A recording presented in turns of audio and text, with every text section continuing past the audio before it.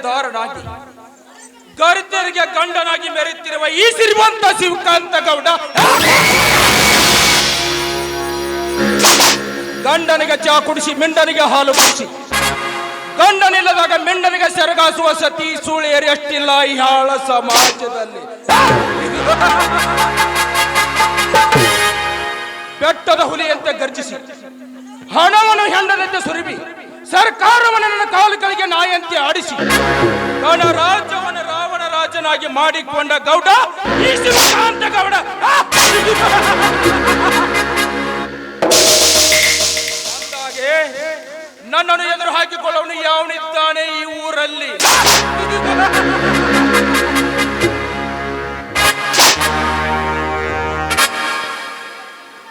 ಮೂಡ ಬೇಪದಿ ಮುಗಿಸಲು ನನ್ನ ಹತ್ತಿರ 5,000 ಸಾಲ ಮಾಡಿ ಫಸ್ಟ್ ಕ್ಲಾಸಿನಲ್ಲಿ ಪಾಸ್ ಆಗಿ ಲಂಚ ಕೊಡಲಾಗದ ಗತಿ ಇಲ್ಲದ ಬಳಲುತ್ತಿರುವ ನಿನಗೆ ಎಲ್ಲಿಂದ ಬರಬೇಕು 5,000?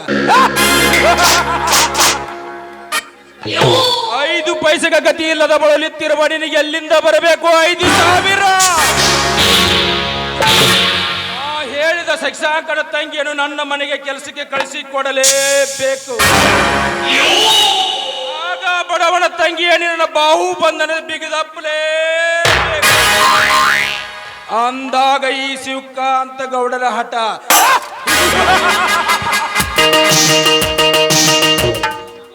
ನಮ್ಮ ಫ್ಯಾಕ್ಟರಿಗೆ ಬೇಕಾಗಿರುವ ಕಳ್ಳ ಮಾಲಿನ್ಯ ಸಂಬಂಧವಾಗಿ ವಿಕ್ರಾಂತ ಕಲ್ಕತ್ತಿಗೆ ಹೋಗಿದ್ದಾನೆ.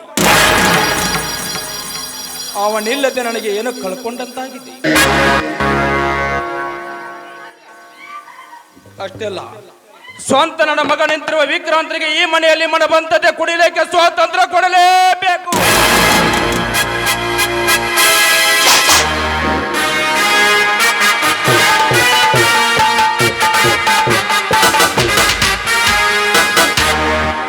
ನಮಸ್ಕಾರ ರೀ ಗೌಡ್ರೆ.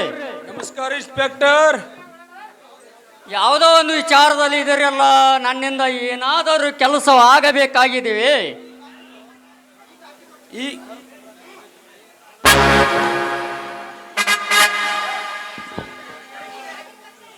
ಈ ಕಾಕಿ ತೊಟ್ಟಿದ್ದು ಅದು ನಿಮ್ಗೋಸ್ಕರ ಅಂದ ಮೇಲೆ ನಿಮ್ಗೆ ಯಾವ ಚಿಂತೆ?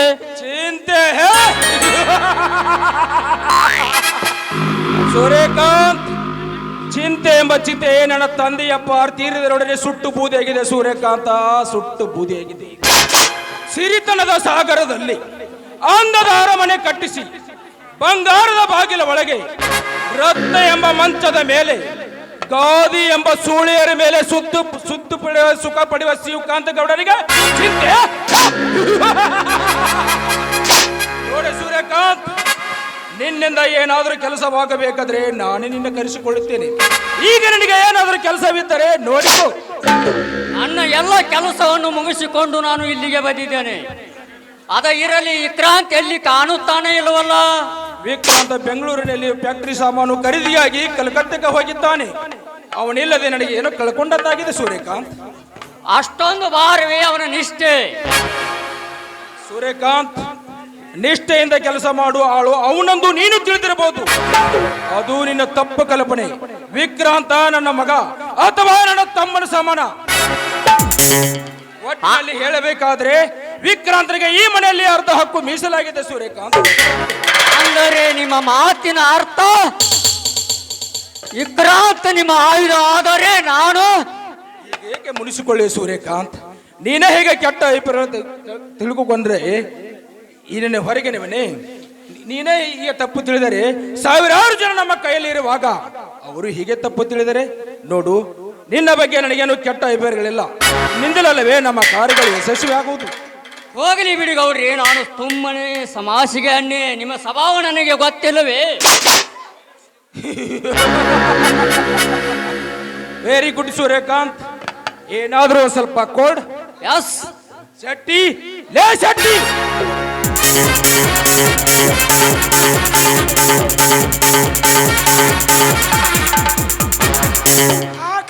ಶಿವ ಶೆಟ್ಟಿ, ಒಳಗಡೆ ವಿಸ್ಕಿ ಬಾಟ್ಲಿ ಇದೆ, ತೆಗೆದುಕೊಂಡು ಬಾರ್ಲೆ. ಸೂರ್ಯಕಾಂತ್,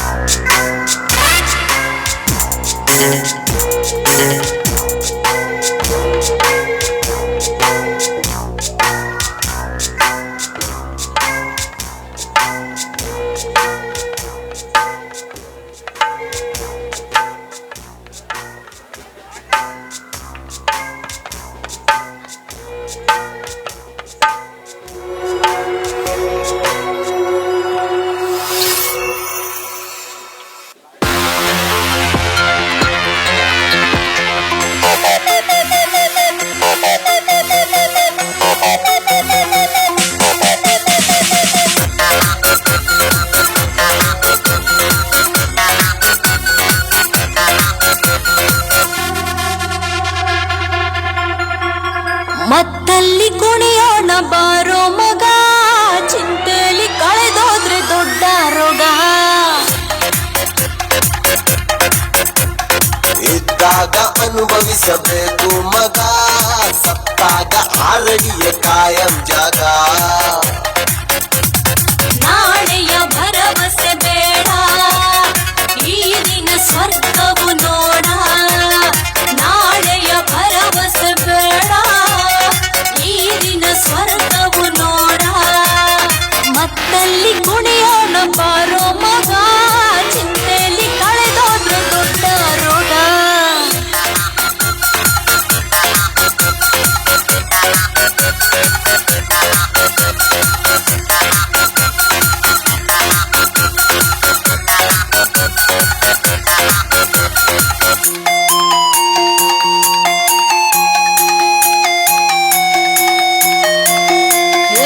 ಮದವು ಏರಿದ ಗುಂಗಲ್ಲಿ ತೇಲಿ ಕುಣಿಯೋಣ, ಮನವ ಬಯಸಿದ ಈ ರಾತ್ರಿ ಜಾಲಿ ಮಾಡೋಣ.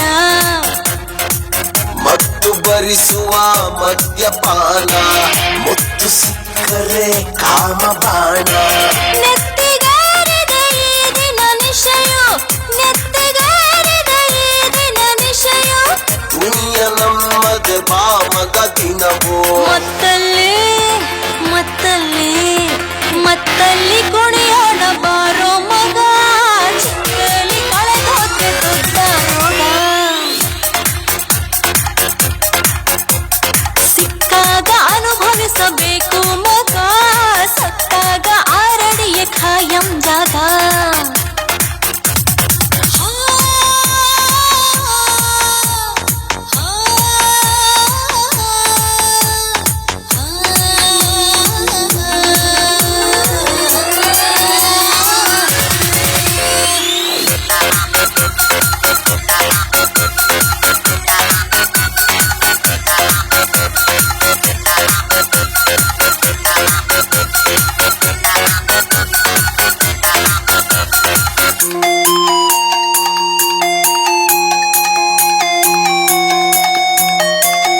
ಹೇ ಕನಸು ಕಾಣಲು ತಪ್ಪಲ್ಲ, ಹೊಡೆಯು ನೀ ಗೋಲಿ.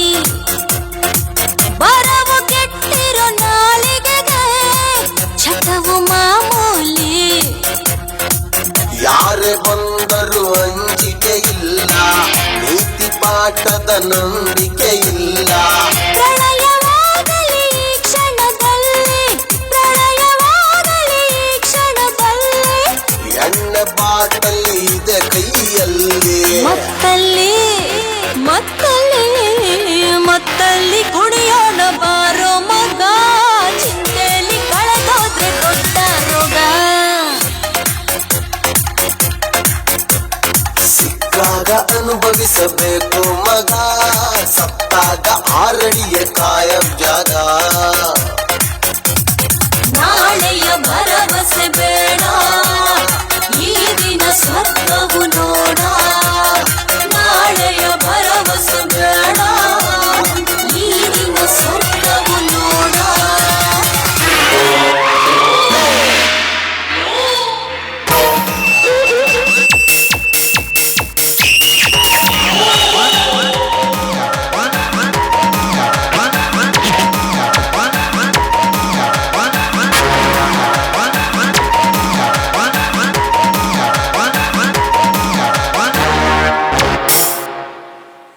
ಲೇ ಮಗನ ಶೆಟ್ಟಿ, ಓರಿಯಪ್ಪ ಗೋಪಾಲ್ ಎಲ್ಲಿದ್ರು ಅವನು ಕರೆದುಕೊಂಡು ಬಾರ್ಲಿ. ಆಯ್ತ್ರಿ ಅಪ್ಪ.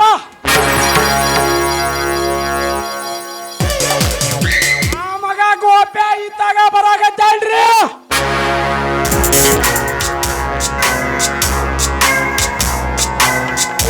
ಯಾಕೋ ಶೆಟ್ಟಿ ಗೋಪ್ಯ ಅಂತ ಕರಿತಿ? ದೊಡ್ಡ ಸಾವುಕಾರ ಇದ್ದಂಗ ಮಂಗ್ಯನ ಮಗನ ನಾನು. ಗೋಪ್ಯ ಈಗ ಹರಟಿ ಹೊಡಿದ್ರು, ನಾ ಹೇಳಿದ ಹಾಗೆ ಕೇಳಿವ್ರೆ. ಹಂಗ್ಯಾಂಗ್ರಿ ಗೌಡ್ರ, ನೀವು ಹೇಳ್ದಂಗೆ ಕೇಳಕ್ಕಿರುವುದೇ ನಮ್ಮ ಕೆಲಸ. ಏ ಹೌದಲ್ಲ ತಮ್ಮ, ಹೌದು ಬರಾಬರಿ ಐತ್ ನೋಡ್ಲೆ ನೀ ಹೇಳುದು. ಹಾಗಾದ್ರೆ ಬಸ್ ಸ್ಟ್ಯಾಂಡ್ ವರೆಗೆ ಹೋಗಿ ವಿಕ್ರಾಂತನನ್ನು ಕರೆದುಕೊಂಡು ಬಾ. ಕಲ್ಕತ್ತಾಗ ಹೋಗಿ ಸುಸ್ತಾಗಿ ಬಂದಿರುತ್ತಾನೆ. ಹಂಗಾಗಲ್ರಿ ಗೌಡ್ರ. ಹೋಗುವಾಗ ಹಂಗ ಹೋಗಪ್ಪ, ಎಲ್ಲಾರ ಉಗಿದಲ್ಯಾಕ ಬಾಳಿ ಬರುವಾಗ ಮಾತ್ರ ಸಾವಕಾಶ ಬಾರಪ್ಪ, ಎಲ್ಲಿ ಉಗಿಬೇಡ. ಯಾಕಂದ್ರ ವಿಕ್ರಾಂತ್ ಅಪ್ಪನ ಸುಟ್ಗೆಸ್ತಾಗ ಅಷ್ಟಲ್ಲ ಇಷ್ಟಲ್ಲ ಸಿಕ್ಕಾಪಟ್ಟಿ ದುಡ್ಡದಾವ್ಲೆ ಗೌಡ್ರು. ಇಷ್ಟಲ್ಲ ಲೇಪ್ಪ, 20 ಲಕ್ಷ ಗಂಟೆ ರೊಕ್ಕ ಅದಾವ್ಲೆ ಹುಡುಗ. ನಾನು ಕಾರ್ ಡ್ರೈವಿಂಗ್ ಮಾಡಕತ್ತಿ 10 ವರ್ಷ ಹೊತ್ತು ಶೆಟ್ಟಿ.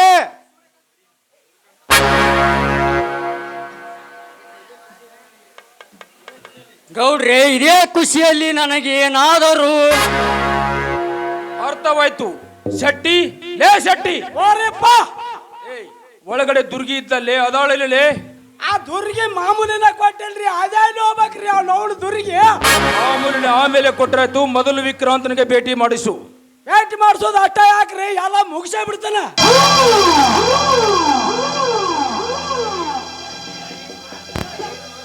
ಬರ್ರಿ ಶಿವ. ಶೆಟ್ಟಿ, ಮಾಲು ಸೂಪರ್ ಇರ್ಬೇಕು. ಕೇಳ್ತೀರನ? ಅವನ ಅವನ ಹಂಗ ನೋಡಿದ್ರ ಕಣ್ಣಿಗೆ ಮುಹೂರ್ತ ಬಂದ್ರ ಹೌದನ್ರಿ. ಮತ್ತ ಒಟ್ಟನ್ಯಾಗ ಅಂದ್ರ ನೋಡು ಮೆತಾಗಲ್ರಿ. ಒಂದಿಂದು ನಿಮಗೆ ಬಿಟ್ಟಿದ್ದ, ಅದು ಆಕೆಗೆ ಬಿಟ್ಟಿದ್ದ. ಒಟ್ಟನ್ಯಾಗ ಅಂದ್ರ ಮೆತ್ತಗ ಬೆಳ್ಳಿಗೆದ್ರಿ ಅವನು ಮನಗಣ. ಹಾಗಾದರೆ ಹೋಗೋ ನಡಿ ಶೆಟ್ಟಿ.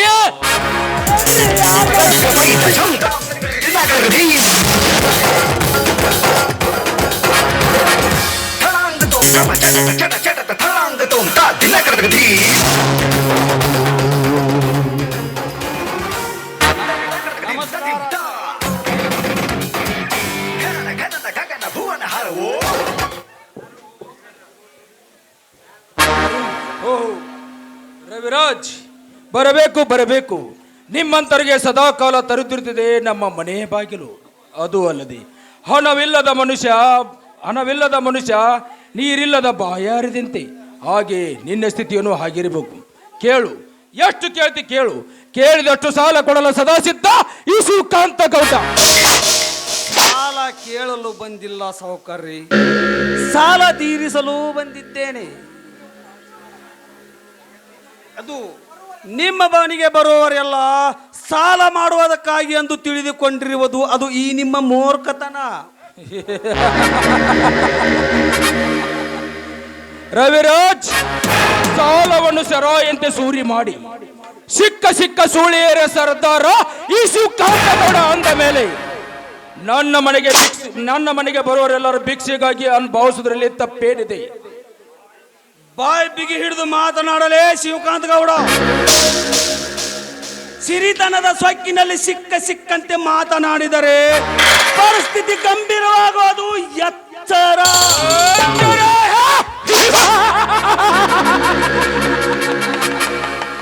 ಸರ್ಕಾರವನ್ನು ನಡಗಿಸಿ ಸಮಾಜವನ್ನು ಹೆದರಿಸಿ ಈ ಸಿರಿವಂತ ಶ್ರೀಕಾಂತ ಗೌಡನಿಗೆ ಎಚ್ಚರ. ಆದರಲ್ಲಿ ನೀನು ಸಾಲ ತೀರಿಸಲು ಬಂದು ಹೇಳ್ತಿದ್ದೀಯಲ್ಲ, ನೀನು ನನ್ನ ಹತ್ರ ಅವರನ್ನು ಇಟ್ಟುಕೊಂಡಿಲ್ಲ ಅಂದ ಮೇಲೆ ತೀರಿಸುವುದಾದರೂ ಯಾವ ಸಾಲ? ಅದು ಸಾಲ ನನ್ನದಲ್ಲ ಸೌಕರ್ಯ, ನನ್ನದಲ್ಲ. ನನ್ನ ಸ್ನೇಹಿತ ಶಶಾಂಕನ ಸಾಲ. ಓಹೋ, ವೆರಿ ಗುಡ್. ಮೆಚ್ಚಬೇಕಾಗುತ್ತದೆ ನಿಮ್ಮ ಸ್ನೇಹ ಸಂಬಂಧ. ಆದರಲ್ಲಿ ಅವನ ತಂಗಿಯನ್ನು ನನ್ನ ಮನೆಗೆ ಮಲಗಲು ಕಳಿಸ್ತಾರೆಂದು ಹೇಳಿದ್ದಾರಲ್ಲ ಗೌಡ.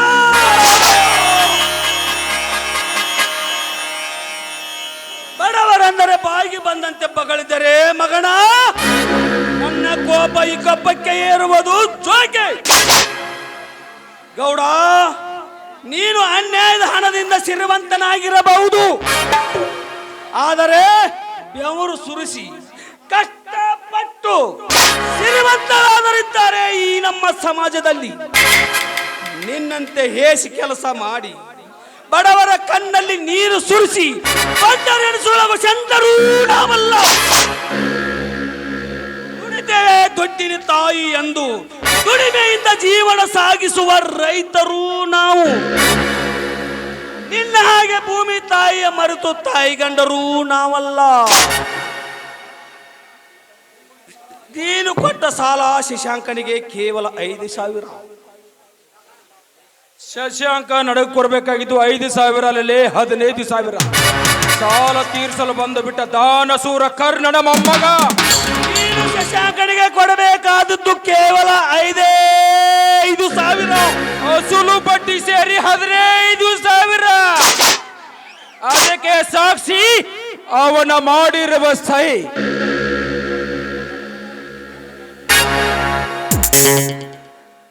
ಈಗೇನು ಹೇಳ್ತಿಲೆ ಬಿಕಾರಿ ನನ್ನ ಮಗನೇ?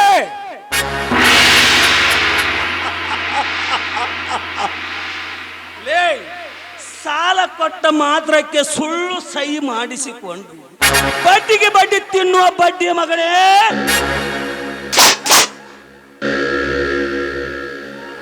ರವಿರಾಜ್, ನಾಲಿಗೆ ಹರಿಬಿಟ್ಟರೆ ಹರಿದು ಹಾಕಬೇಕಾಗುತ್ತದೆ ಮಗನ ನಿನ್ನ ನಾಲಿಗೆಯನ್ನು.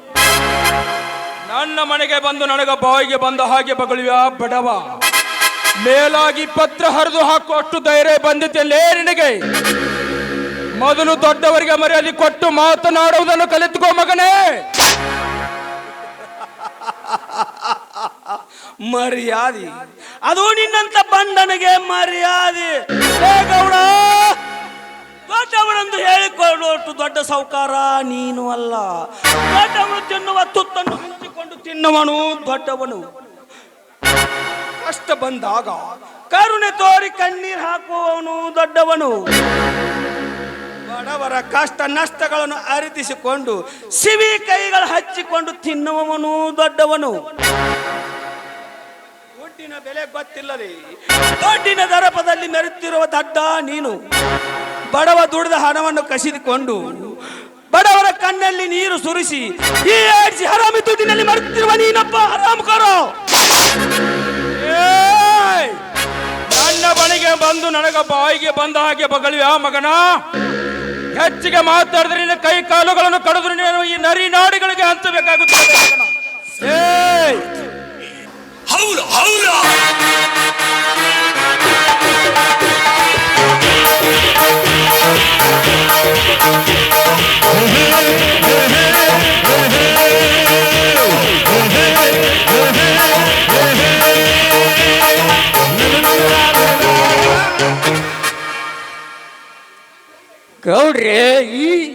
ಗೌಡ್ರೆ, ಈ ಶಕ್ತಿನ ಪಡೆಯಬೇಕಾದರೂ ನೀವು ಬಹಳ ಪುಣ್ಯ ಮಾಡಿರ್ಬೇಕು.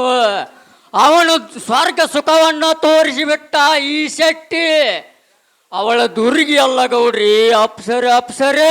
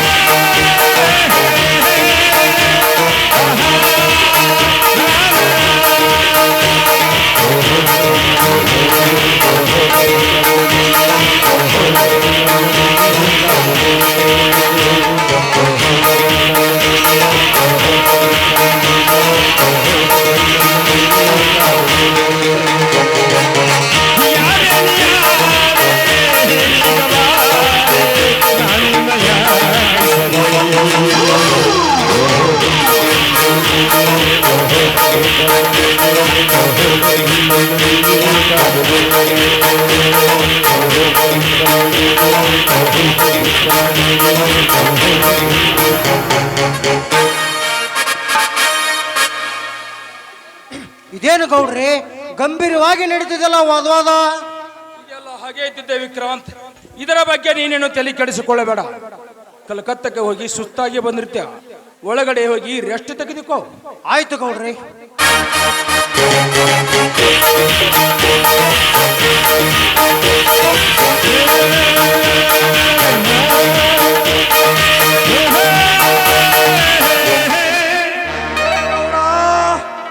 ತೆಗೆದುಕೋ ಈ ನಿನ್ನ ಹಣ.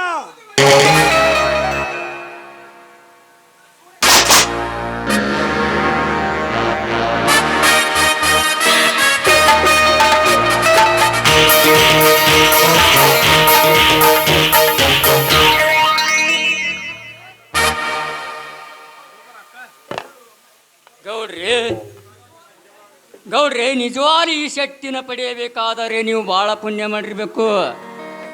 ನನಗೆ ಸ್ವರ್ಗ ಸುಖವನ್ನು ತೋರಿಸಿಬಿಟ್ಟ ಈ ಶಕ್ತಿ. ಅವಳು ದುರ್ಗಿ ಅಲ್ಲ ಗೌಡ್ರಿ, ಅವಳು ಅಪ್ಸರೆ. ಈ ಶೆಟ್ಟಿ ಮಾತು ಕೊಟ್ಟ ಅಂದ್ರ ಹುಸಿನ ಇಲ್ರಿ. ಓಹೋ ಹಣ. ಗೌಡ್ರಿ ಈ ಅವೇಕಿ ಯಾರು?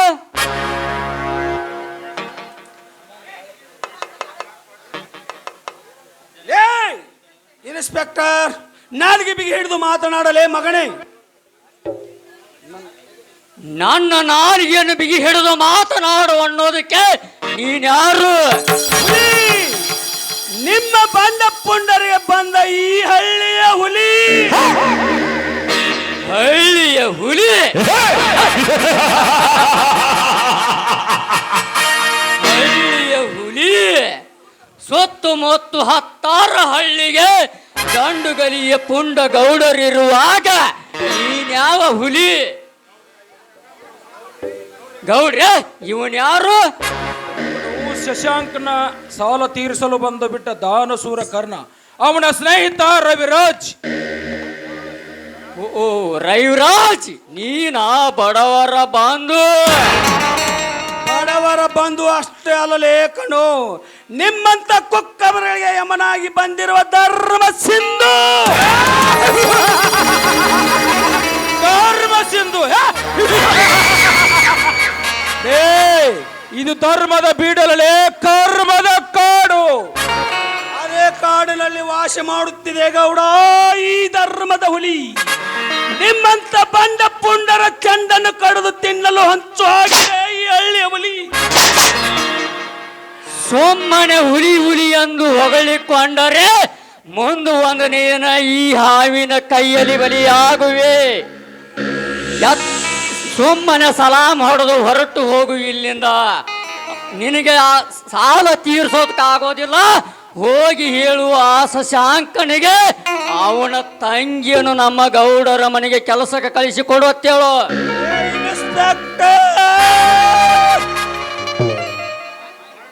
ಬಾಯಿ ಮುಚ್ಚಲೇ ಮಗನೇ, ಸರ್ಕಾರ ಕೊಡುವ ಸಂಬಳಕ್ಕೆ ನೀತಿಯಿಂದ ದುಡಿಯ ಕಲಿತುಕೊಳ್ಳಲೇ. ಅದನ್ನು ಬಿಟ್ಟು ಇಂಥ ಹೇಸಿಗೌಡನ ಮನೆ ಕಾಯುವ ನಾಯಿಯಾಗಿ ಬಿದ್ದಿಯಲ್ಲ, ನಾಚಿಕೆ ಆಗಬೇಕು ಈ ನಿನ್ನ ಜನ್ಮಕ್ಕೆ. ಹೇಸಿ ಸುಳಿಯ ಮಗನೇ, ಕುಡಿದ ಮಾತಿನಲ್ಲಿ ಮಾಡಿಕೊಂಡ ಹೆಂಡತಿಯನ್ನು ಮರೆತು ಇಂಥ ಹೇಸಿಗೌಡನ ಮನೆ ಕಾಯುವ ನಾಯಿಯಾಗಿ ಬಿದ್ದಿಯಲ್ಲ. ಮನೆಗೆ ಹೋಗಿ ನೋಡಿಕೋ, ನಿನ್ನ ಹೆಂಡತಿ ಮತ್ತೊಬ್ಬನ ಮಗ್ಗಲ ಮನೆಗಿರುತ್ತಾಳೆ. ಮಾಡಿಕೊಂಡ ಮನೆಗೆ ಈ ಕೆಲಸ ಬಿಟ್ಟು ಮನೆಗೆ ಹೋಗಿ ಮೊದಲು ಮಾಡಿಕೊಂಡ ಹೆಂಡತಿಗೆ ಸುಖ ಕೊಡುವುದನ್ನು ಕಲಿತುಕೊಳ್ಳಲೇ. ಬಾಯಿ ಮತ್ತಲೇ ಹಾಲು ಹಳ್ಳಿಯವಮ್ಮ. ನಮ್ಮ ಹಳ್ಳಿಯ ಬಗ್ಗೆ ಅಷ್ಟೊಂದು ಕೇವಲಾಗಿ ಮಾತನಾಡಬೇಡ ಇನ್ಸ್ಪೆಕ್ಟರ್. ನಮ್ಮ ದೇಶದ ಸ್ವಾತಂತ್ರ್ಯಕ್ಕಾಗಿ ಹೋರಾಡಿ ಪ್ರಾಣವನ್ನೇ ಪಣಕ್ಕಿಟ್ಟ ಸಂಗೊಳ್ಳಿ ರಾಯಣ್ಣ ಹುಟ್ಟಿದ್ದು ಇದೇ ಹಳ್ಳಿಯಲ್ಲಿ. 100 ಕೋಟಿ ಭಾರತೀಯರ ಭದ್ರತೆಗಾಗಿ ಕಾರ್ಗಿಲ್ನಲ್ಲಿ ಹೋರಾಡಿ ಮುಡಿದು ಹೋದ ಚೋಚುಗುಡ್ಡದ ಶಿವಬಸಯ್ಯ ಹುಟ್ಟಿದ್ದು ಇದೇ ಹಳ್ಳಿಯಲ್ಲಿ. ನರಗುಂದ ಬಂಡಾಯದಲ್ಲಿ ರೈತರ ಚಳವಳಿಗಾಗಿ ಗುಂಡಿಗೆ ಬಲೆಯಾದ ಚಿಕ್ಕ ನರಗುಂದ ವೀರಪ್ಪ ಹುಟ್ಟಿದ್ದು ಇದೇ ಹಳ್ಳಿಯಲ್ಲಿ. ನಿಮ್ಮಂತ ಕುಕ್ಕವನಿಗೆ ಯಮನಾಗಿ ಹುಟ್ಟಿ ಬಂದಿರುವ ಈ ರವಿರಾಜ ಹುಟ್ಟಿದ್ದು ಇದೇ ಹಳ್ಳಿಯಲ್ಲಿ.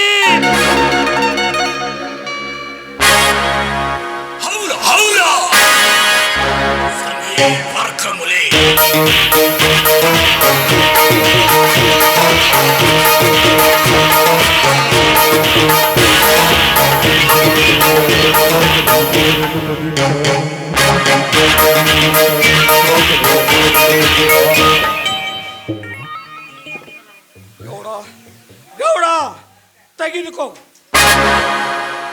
ಇಂದಿಗೆ ಮುಗಿಯಿತು ನನ್ನ ನಿನ್ನ ವ್ಯವಹಾರ. ಮತ್ತೇನಾದರೂ ನಮ್ಮ ಮೇಲೆ ಹಾರಾಡಲು ಬಂದರೆ ಆಯ್ತಂತೂ ತಿಳಿದುಕೋ ಮಗನ, ನನ್ನ ನಿನ್ನ ನಡುವೆ ಕ್ರಾಂತಿಯ ಕದನ.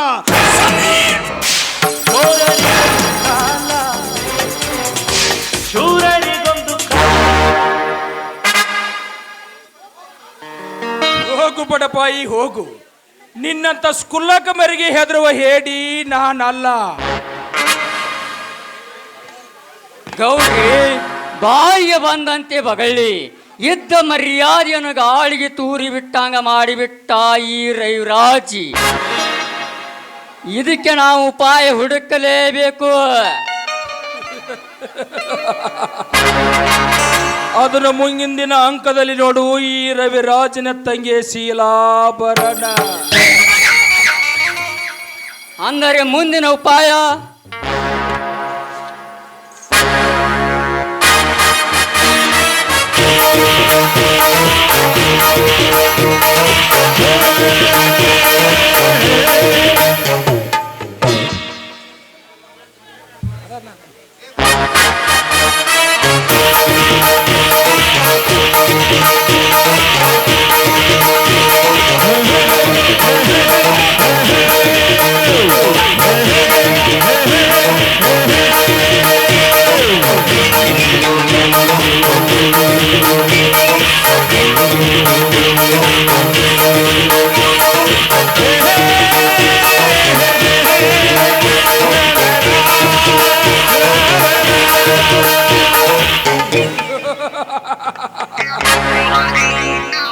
ಈ ಶಿವಕಾಂತ ಗೌಡನ ಸಿರಿ ಸಂಪತ್ತಿಗೆ ಸವಾಲು ಹಾಕಿ ಕಾಲು ಕೆದರಿ ಕದನ ಕಾಯಲು ಸಿದ್ಧವಾಗಿದೆ ಎಳ್ಳೆ ಹುಲಿ.